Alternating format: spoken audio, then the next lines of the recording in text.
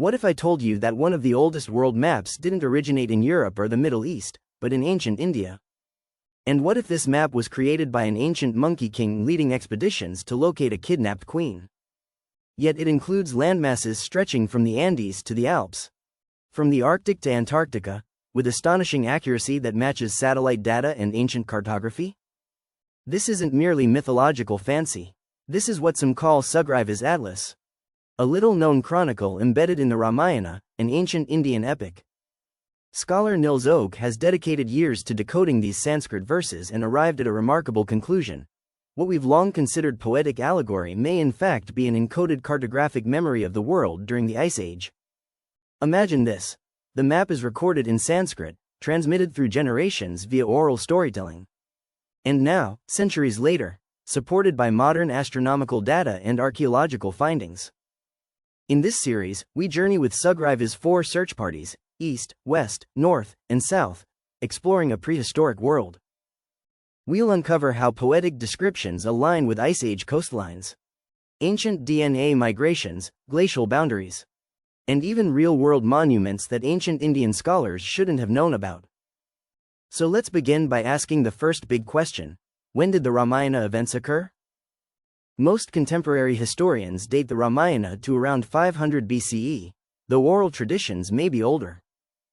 But Oak's groundbreaking work, analyzing nearly 600 astronomical clues embedded within the verses, sky alignments, solstices, lunar phases, planetary configurations, points to a date much further back, around 12,200 BCE.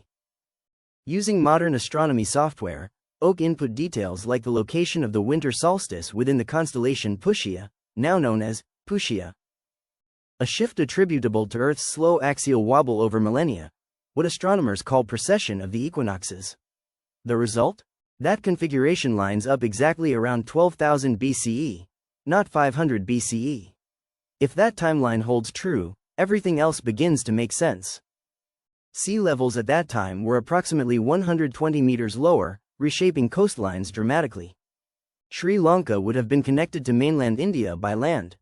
Southeast Asia would have formed one giant mass, what some call Sundaland.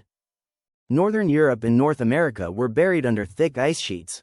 Any human settlements would have clung to now submerged coastal zones near the equator. And yet, the expeditions described in the Ramayana offer details about these lands, often with surprising precision. Let's look at the Eastern expedition first. Sugriva's scouts journey through Southeast Asia, venturing across large bodies of water. They come to 2 islands, Swarna Dwipa and Rupa Dwipa, described as rich in gold and silver. Linguists and historians see parallels with Sumatra and Java, known for precious metals in ancient times. But here's where the story takes a surprising turn. Sugriva's route doesn't stop in Southeast Asia.